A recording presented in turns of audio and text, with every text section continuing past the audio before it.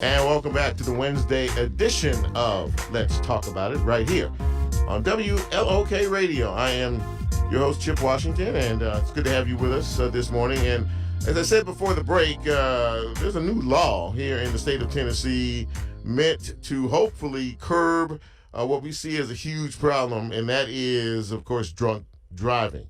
The legislature, the House up there, passed a law that is now in effect.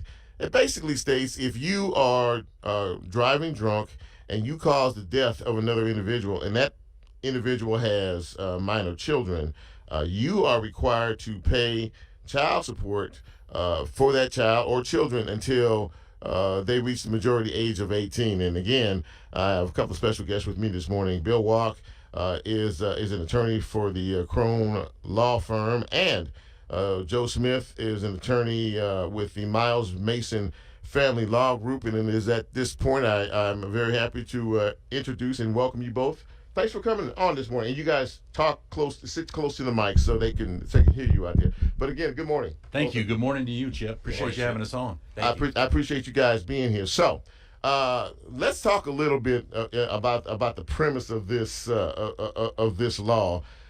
It would appear to me as if the legislature is taking the actions of drunk drivers pretty seriously to be able to vote something like this into law. Either one, Joe, Bill, weigh in on kind of the premise of all of this and your initial thoughts about it. So you mentioned deterrence. So deterrence is one thing to think about of this law. Trying to prevent drunk drivers from driving drunk and causing this type of harm. Mm-hmm. But another aspect, that I thought of was trying to address a problem where you have a loss of life and that person is a parent. And parents are very important. Not only they provide emotional support, but financial support. Mm-hmm. So oftentimes you would see scenarios where there's a drunk driver that gets prosecuted, and oftentimes they don't necessarily go to jail, even if there's a loss of life.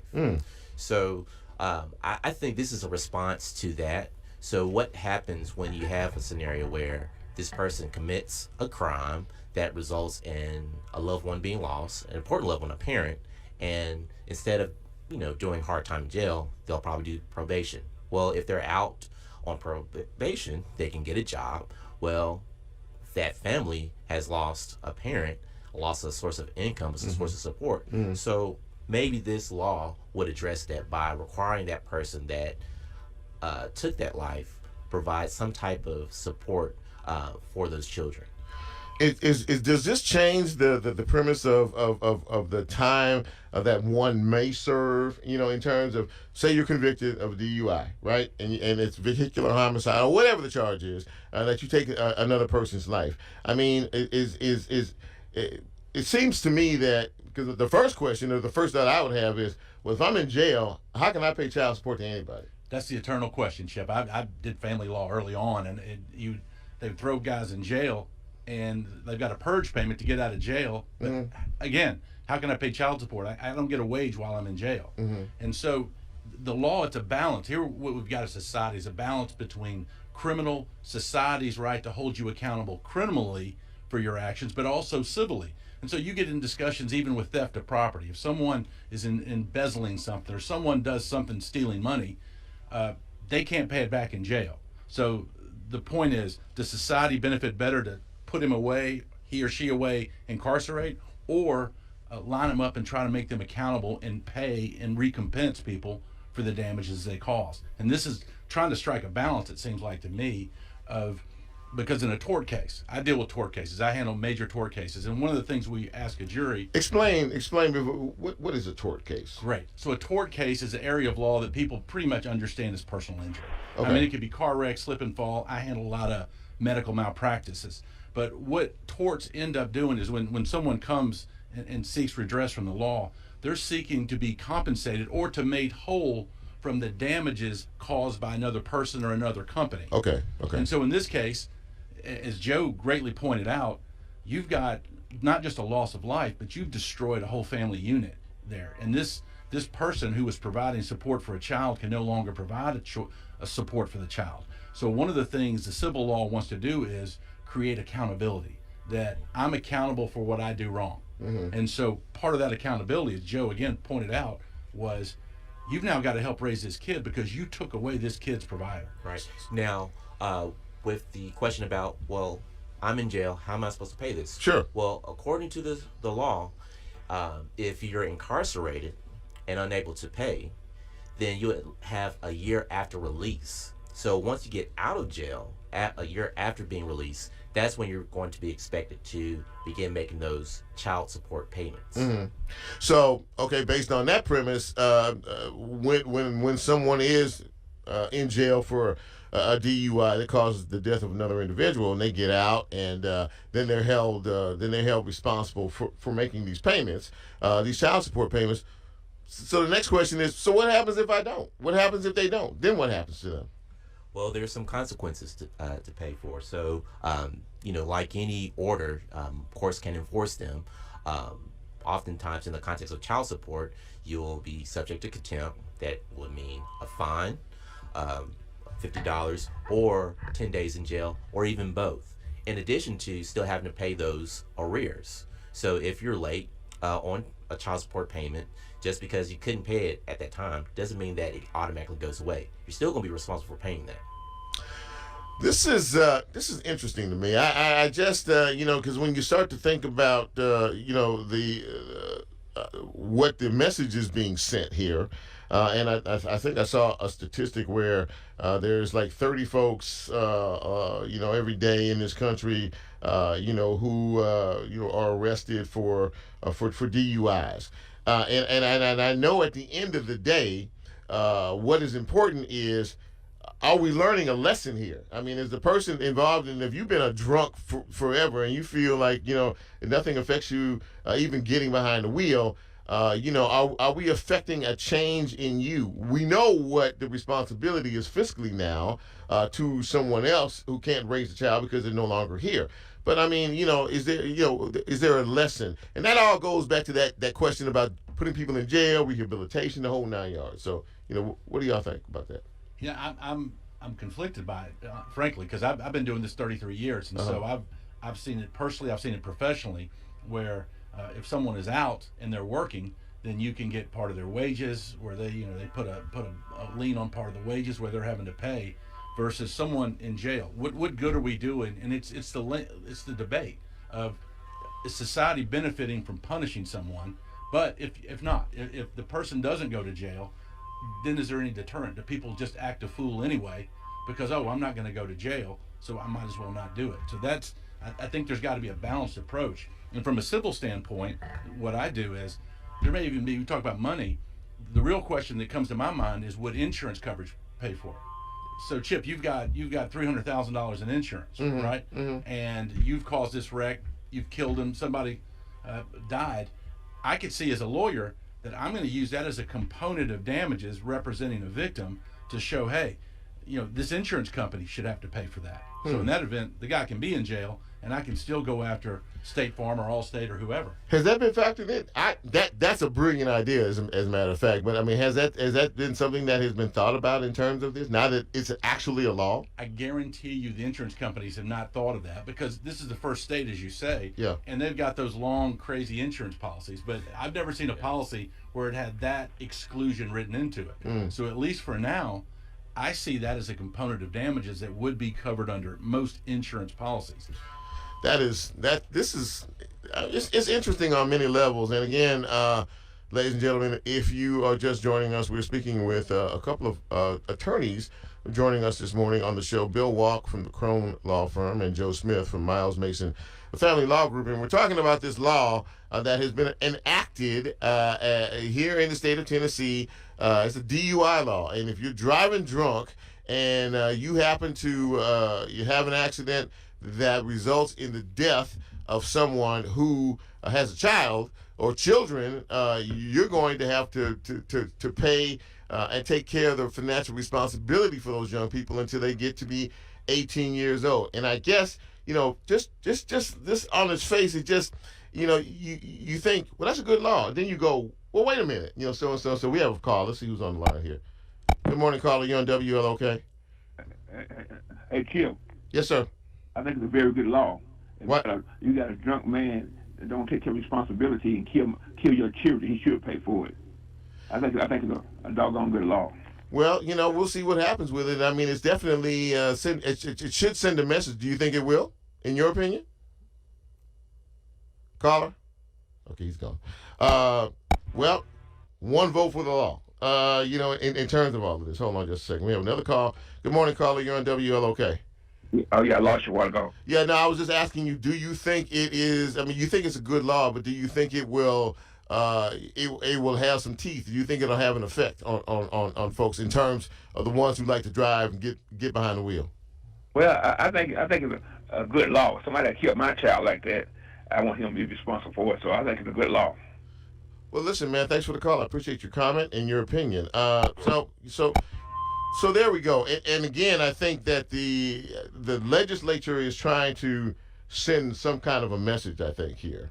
And I guess I'm going to ask a question that you don't have the answer to, and none of us do. But I guess it would be based on the effectiveness of it, and I guess it might take a while for maybe other states to look at this and say, this might be something we might need to consider, in our state legislature. What do you think?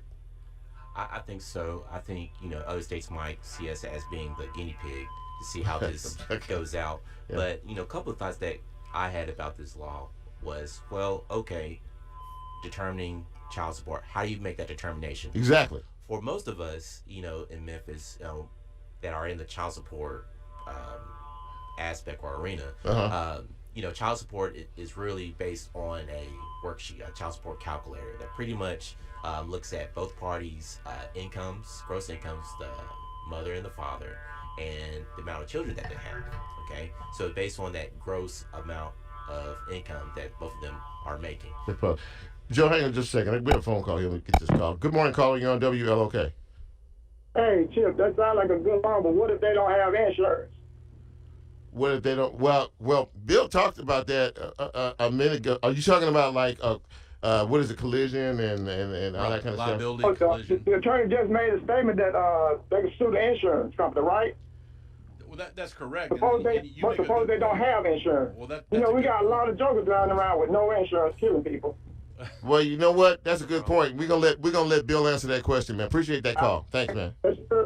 All right. So we already have insurance laws in place that you have to, if you're going to drive a car, you've got to have insurance. Absolutely. And there are criminal consequences to it as well. Mm-hmm. That if you're driving a car, financial responsibility laws, those laws are in place. Now, it's difficult to enforce them, just like the driving while license suspended or revoked are hard to enforce. People get tagged up with a bunch of fees, they lose their license, they can't get their license back. But I think the insurance law is much more important because, consequences. Everybody, actions should have consequences. And that's you were talking about the first of the show about kind of the epidemic we have. We have an epidemic in this city as well of people driving without insurance and not being financially responsible. That's a big deal. And, he brought up that's a very good point because there are a lot of folks, you have accidents or whatever. What's your insurance information? Oh, well, I don't have insurance. Hang on. We have another phone call here. Good morning, caller. You're on WLOK. Yeah, Chip, let me ask the lawyer something. They said they into tort reform. That means you can't get a large verdict from a jury, right? Tort reform, the lawyer probably said they appeal. It's the way the lawyers make a lot of money. Check this out. If a good family know that it's a drunks around you, people that burned your house, I will over-insure my family so I don't have to worry about a drunk. Because a drunk, he's going to be addicted to liquor, going back in and out of the system. Who paid for the guy in prison? The taxpayer, the poor folks. So this is why I said, if I was a family man, I got kids, I wouldn't want a drunk to be reminding me he took out my stuff. I would get life insurance, supplement insurance, and more insurance. I saw insurance that a responsible person of his family will provide more insurance for things like that to happen. I just want to hear your concern. When you said tort reform, you don't want a large jury verdict, but you want to get money, though. Where's the money going to come from? Thank you, Alan. Good call. We're going to let him answer the question. Thank you, man. That's a good point. So, who wants to field that one? I'm glad to. Yeah. So tort reform, and I'm anti-tort reform, by the way, because here's the deal. The state of Tennessee, you have a right to a jury trial, and the jury should be able to determine what your damages are, right? Mm-hmm. A jury can determine whether you live or die in the state of Tennessee. Mm-hmm. But the insurance companies make sure a jury can't tell you how much your case is worth because that's their money. And so Wow. so they put artificial That's an interesting catch. They put artificial caps on what a jury of your peers can give you. It's 750 for what's called 750,000 for non-economic injuries. There's no limit to economic damages. I mean, lost wages, life care plan, medicals, future medicals. There's no limit on that. Sure. But they are putting artificial caps on what you as a jury. You could go to 201 Poplar and have a jury tell you you're going to die. And the Supreme Court of Tennessee says that's okay. That's the jury's prerogative. That's their purview. But when it comes to the insurance money, no. We're going to cap you on that. We can't let you get too far. Very interesting. And the more we talk about this, the more we're kind of coming into different case scenarios. But this whole deal with and I'm fixated because the callers are asking about it on this deal about lack of insurance. I'm Joe. I'm 19 years old. I'm 19 years old. I don't know if I have a job or not. Maybe I'm working at a burger joint or wherever. I decide to have some beverages and get behind the wheel of a car and cause a major accident that kills 3 people in the car. Husband and wife, maybe even a child. So what happens with that? And I mean, so you say, I don't have any insurance. I don't. He's sure not thinking about life insurance. He doesn't have any, legal insurance, which you have to get behind the wheel of a car. So what happens then? How does all that work? Well, I think that's what this law addresses. Those scenarios where maybe this person doesn't have insurance. Well, you can pay child support. You're 19 years old. You have a job. Why can't you make child support payments? Now, the law does contemplate a scenario where there's an option of getting a civil judgment and a child support amount. Now, if the deceased person's family gets that civil judgment against the drunk driver, then that drunk driver is not required to pay child support. So going to Bill's point. Wait. So if you're saying that so there's an exception here then. Correct. If you have, if you don't have. I'm sorry. I'm trying to put the words of what you just said. Then they don't have to pay. If it's a civil suit, then they don't have to pay. Is that what you're saying? Civilly? If in context of this death, there's the criminal component, the person is convicted. Right. And then there's a civil. And if that family decides to sue that person for that loss of life, then they have an option to say, hey, I would rather go after this insurance money because there's more of it, as opposed to getting some support from a guy that's 19 years old that doesn't have a really good job. Because oftentimes I think they're going to have a problem is these people that are guilty of taking these kids' parents' lives, they are never going to be in a position to fill that void. Exactly. Whether it's emotionally and maybe financially. What if you killed somebody that was a big-time CEO and that person was providing a lot of support for their children while they're alive? You think some 9-year-old kid will be able to supplement that? Of course not. So in that case, the family might say, look, if this person has insurance, let's go the civil route and get a judgment, and we don't have to worry about asking for child support from this person. So if you go the civil route, then the insurance company is compelled to pay. Am I hearing that correctly? So Joe, here's what I would say, Chip. This is a thing that all your listeners should know is you have an ability to insure yourself. So the one thing that people don't get enough of that I see in my practice is uninsured or underinsurance, meaning somebody may only have minimum $25,000 limits, but you have a right under your insurance policy to buy extra coverage. I've got an umbrella for $2 million.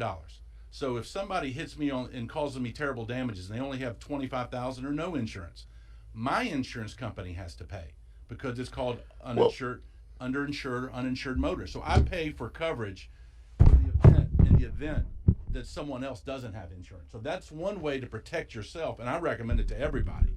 So you're saying that you should have insurance as well in situations like this, that depending on situation or circumstances can pay for that in financial ways. Is that what we're saying? The most effective. They're both shaking their heads. Yes. The most effective insurance. I hate insurance. I hate paying insurance just like I hate paying taxes.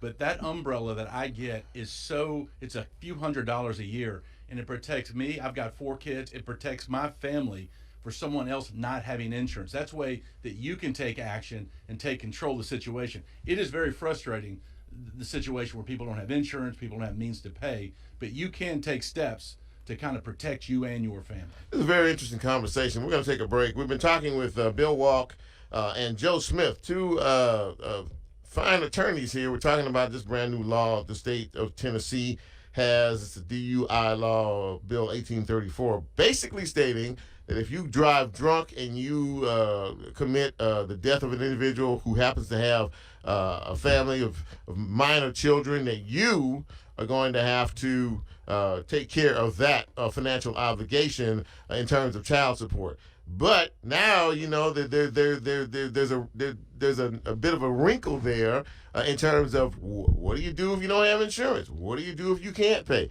Bill was just laying out how you or the other individual or you out there who are listening need to have your own insurance to cover what someone else can. We're going to continue this conversation after the break. This is the Wednesday edition of Let's Talk About It right here on WLOK. Quick break, right back.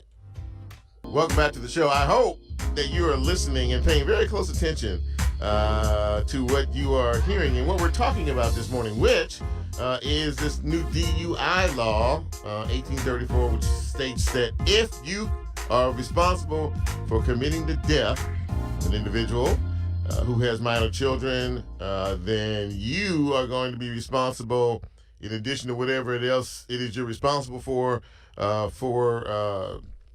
child support in helping that child grow up until they get to be 18 years of age, because you took their family member and now they've lost that source of income to help them raise that child.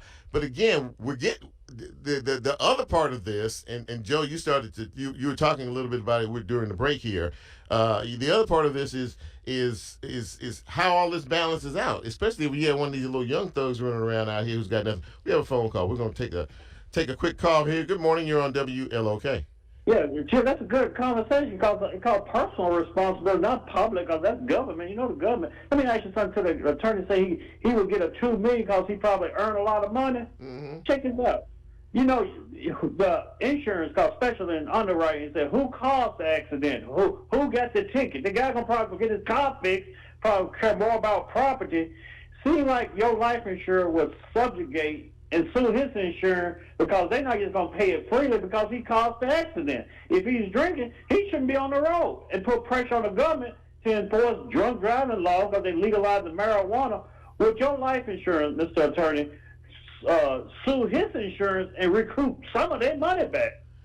All right, Alan. Thanks, man. We're gonna let them answer the question for you. Go ahead. Either one. You want me to answer that? Yeah. Go ahead. Yeah. Well, generally, my understanding is life insurance is paid no matter what the cause of death. Life insurance does not have a subrogation interest against personal injury or if I die in a car wreck, my life insurance pays. They don't have a subrogation interest.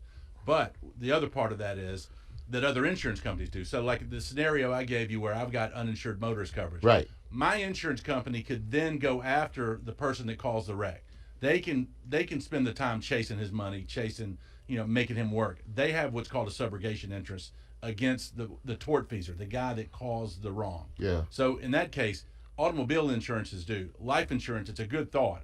I like where his mind is on that. Yeah. But life insurance companies, as I understand it, do not have subrogation interest on causes of death. They just pay out if you die. Go ahead, Joe. But what I was saying earlier is that I think it behooves everyone to make sure that you have insurance yourself without having to rely on this statute, because again, you have an option of saying, well, I lost a parent, need some type of support. You can either go to the person that actually is responsible for that, who probably won't be able to take care of the responsibility, or you can go after the insurance company and go the civil route and get a judgment.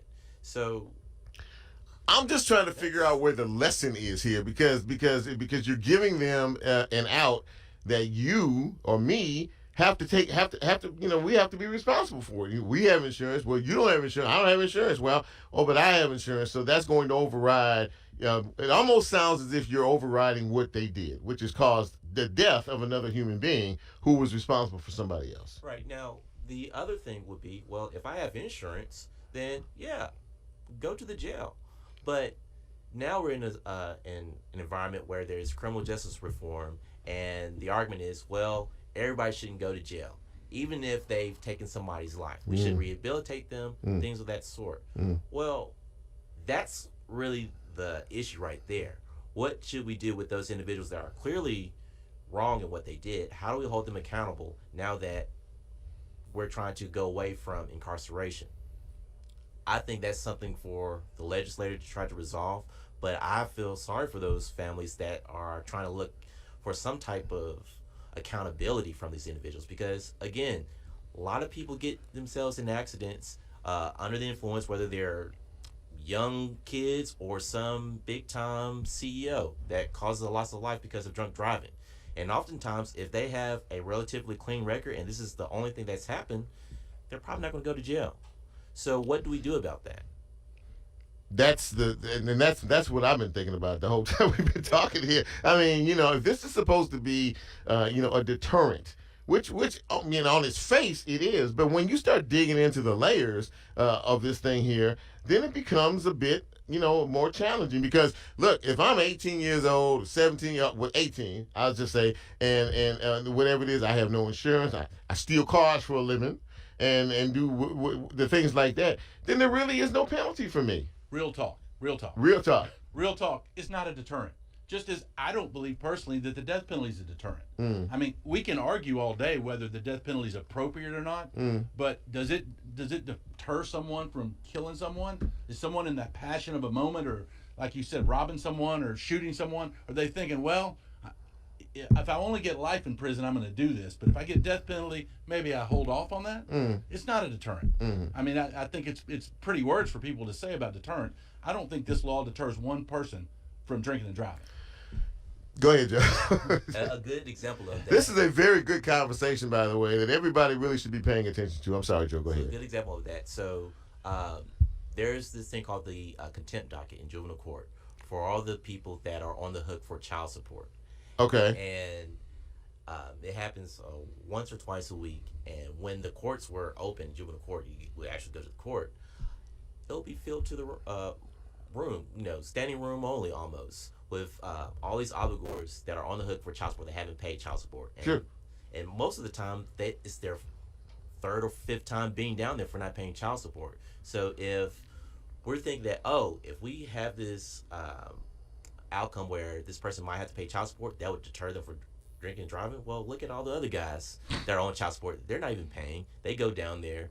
But the penalty for that is jail, is it not? I mean, if you're a serial person that you know you have a child support obligation and you don't fulfill that obligation, they're gonna lock you up. Am I right or wrong? Well, let me ask Joe. I want to ask Joe. I want to ask you this question. You're the family law expert. I know you are. So that's my question: is does this law make it the same obligation as the child support docket you're just referring to in juvenile court? That if you don't pay it, you're going to jail. With this statute, if you have to pay child support because of a DUI, would that have the same criminal ramifications that if you don't pay the child support, the judge can put you in jail? That's what I want to know. The judge can put you in jail for contempt, but it depends on whether you have the present ability to pay. So oftentimes the contempt would be, hey, I'm going to send you to jail unless you come up with some money and pay me right now because, you want the money, right? Right. The child support. So that's called civil contempt. And oftentimes I see guys that are familiar with child support. They'll come down to court, I haven't paid, say, look, okay, I don't have a job, I was in jail, yada, yada, yada. But you hop on Facebook and they're like having a big wad of cash, So they'll get up there and say, hey, judge, I need some money or I can't pay. And the judge will say, I need $500 right now, or you're going to jail. What happens? What's that? What does that do? What's the point of that? They pull out money. So what I'm saying is this: there's a lot of people that are in a position that can abuse this child support requirement, and it's really not a good way to me to deter people from doing something that's wrong, which is drinking and driving. But I still think it's admirable. It's a novel idea, but this idea, to your point, that this is going to deter people from drinking and driving, of course not, because even if they do have to pay child support, they can always say, well, I don't have the money right now, and you can't throw me in jail unless you prove that I do have the money, which makes it tougher for everybody. That's See- how people get out of it. See, this is how you unfold the conversation, ladies and gentlemen. I hope you're paying attention here, because this is how you do it. You start out with a particular premise, and on its face and on its surface, it might have some legs and little teeth.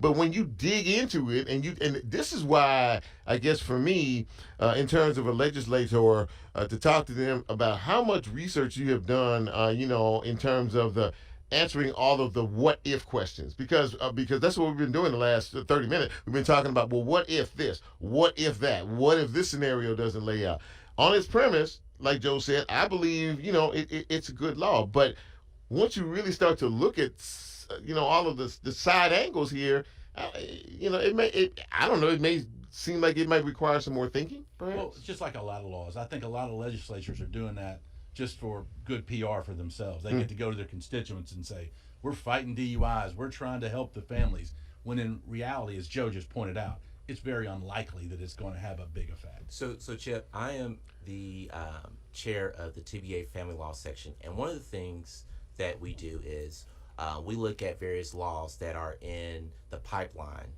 that might affect family law. Now, I don't recall seeing this particular statute or bill coming across our desk, but that would cause us to add some input on this law about, why wouldn't we try to mirror the current child support guidelines, which governs child support, which makes it pretty easy to figure out how much child support a person is going to have to pay. Why recreate the wheel? Things of that sort, so we can flesh out all these issues that we're raising today. Because one thing a lot of people don't know is that a lot of the members in the legislature, they're not lawyers, all right? Right, the politicians, yeah. There are some lawyers, and some of those legislators would put on their lawyer cap and say, well, maybe this law could be crafted in a better way so it could be more clear and we can have more equitable outcomes. But that's just something that we all should be mindful of when we go out to vote. Make sure that these legislators have a good understanding of the law, or even reach out to other lawyers. So again, not to say anything about the legislator, I think this is a good law in the broadest of terms, but I think there's going to be a possibility of having to come back to this law to see how they can make some tweaks to make it better. Yeah, I'm thinking the same thing. We have a call. Let's see who's on the line. Caller, go ahead. You're on WLOK. I'm glad you had this call. This show. Chip, you know why? People owe child support. I know some people for a fact didn't get stimulus money because the government flagged your account, said he can't get this $2,000 because he owed child support. You can't get Social Security because the government is making people responsible, and the lawyers are very smart. They represent, because they are private attorney, they represent the family. But the government should make people accountable. If people won't pay their student loans, Biden, he forgave stuff.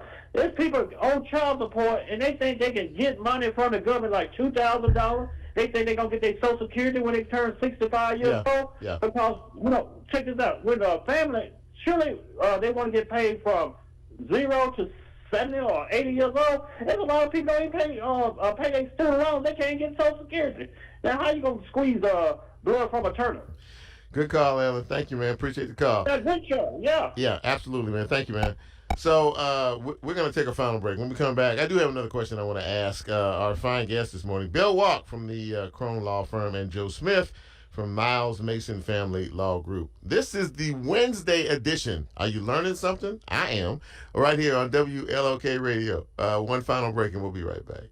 And welcome back. We got Alan all fired up this morning. He's called at least 3 times during this hour about this conversation this morning. So he's setting his day up nice today in terms of that. We really had a good conversation this morning with our guest. We've been talking about this new law, DUI law that the state legislature has passed in reference to if you as an individual are driving drunk and you cause the death of another person who has a family member, that you will have to pay the financial responsibility of helping to raise that child through child support.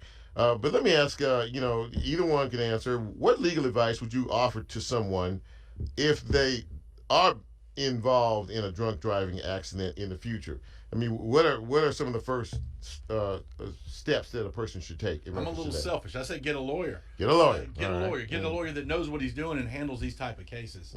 And also, I really say insure yourself. I know people get upset about that. But you got to protect yourself. I mean, that's the bottom line is you can't expect anyone else to protect you or your family. You got to protect yourself.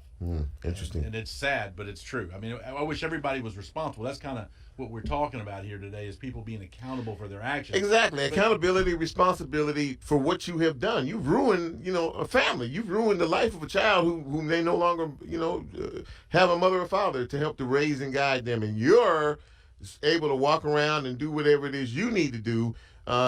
There are some devastating consequences to things like this. Maddening to families, too. I mean, if you see the families, I mean, we see this in the criminal courts where people get away with crimes or get very low sentences, and you see families devastated by criminal acts, and they are left, and it's almost their whole pride, their whole, it's humiliating to them to see their family destroyed like that, and someone almost laugh about getting away with it. Yeah. So I would say get you a lawyer, and also make sure you have a really good insurance agent, because even though that you might find yourself in a situation where you're the true victim in this, you still have a responsibility to make sure that yourself is insured, so you wouldn't have to make a tough decision between, well, should I try to get child support from a person that's probably not going to pay, or go after the insurance company.